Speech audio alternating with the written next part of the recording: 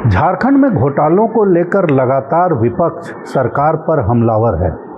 एक बार फिर ट्रेजरी घोटाले को लेकर बीजेपी ने कई महत्वपूर्ण सवाल उठाए हैं। हमारे साथ बीजेपी के मुख्य प्रवक्ता प्रतुल जी हैं। प्रतुल जी, जोहार। एक्सप्रेस के तमाम दर्शकों को हमारा जोहार।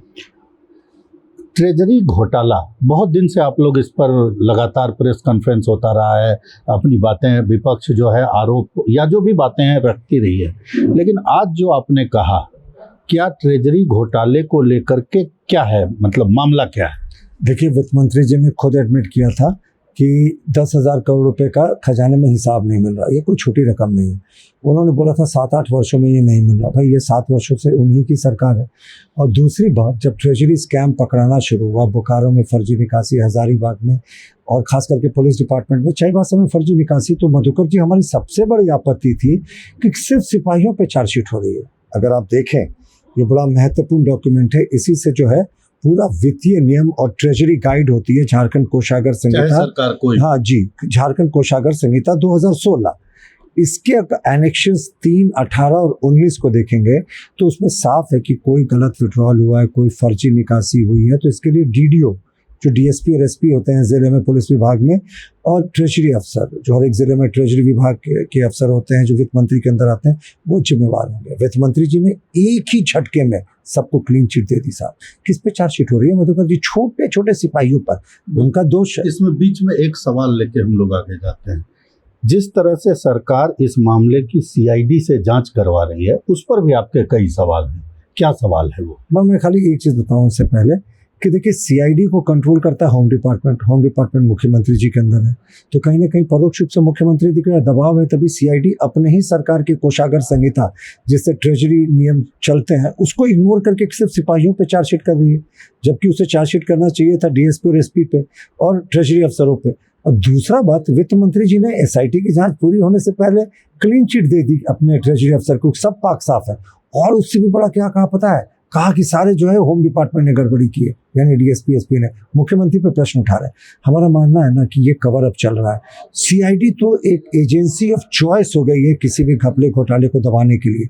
और सीआईडी की जांच में मैं आपके दर्शकों को बता दूं, ऐसे 2 लोगों को रखा गया है जिनके टेन्योर में ये ट्रेजरी घोटाला हुआ है। वो बोकारो में एसपी रहे एक व्यक्ति है, हजारीबाग में रहे एसपी एक व्यक्ति है।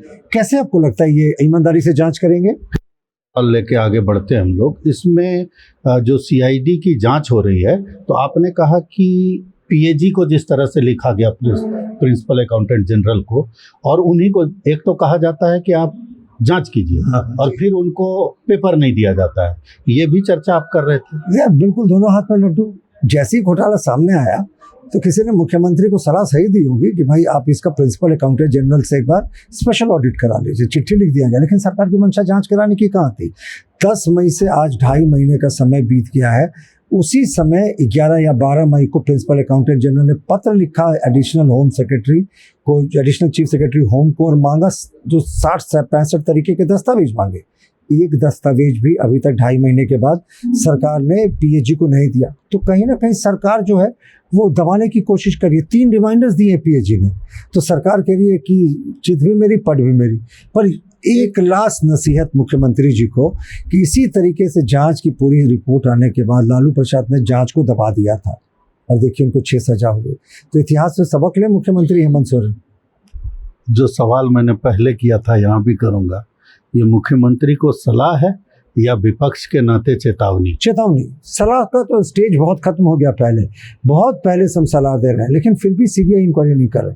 आप बताएं, सीआईडी तो सिर्फ झारखंड क्षेत्र है ना उसका, किसी दूसरे राज्य में उसको अगर इंक्वायरी करनी होगी तो उसको वहाँ की पुलिस से, वहाँ की सीआईडी से कोऑर्डिनेशन करना होगा, परमिशन लेना होगा। सीबीआई को दीजिए, दिल्ली पुलिस एस्टैब्लिशमेंट एक्ट के तहत उसका गठन हुआ, वो किसी भी राज्य में बिना अनुमति के जाँच कर सकती है। एक अंतिम सवाल कि क्या अदालत का सहारा भी आप लोग लेंगे? हमने सारे विकल्प खुले रखे हैं। इस राज्य के हजारों करोड़ रुपए का घपला घोटाला हो गया, और कोई चाहेगा कि ये दब जाए तो ये ना होगा। और अब तो सीआईडी ने सिद्ध कर दिया हमने कि अपनी ही सरकार के कोषागार नियमों के विरुद्ध बड़े अफसरों को छोड़ दिया। तो कुल मिलाकर देखा जाए तो ट्रेजरी घोटाला अब सरकार के लिए बहुत जल्द गले की हड्डी बन सकता है। अब देखना है सरकार इस पर क्या कदम आगे उठाती है। भारत एक्सप्रेस के लिए कैमरामैन धर्मेंद्र के साथ मधुकर आनंद, रांची।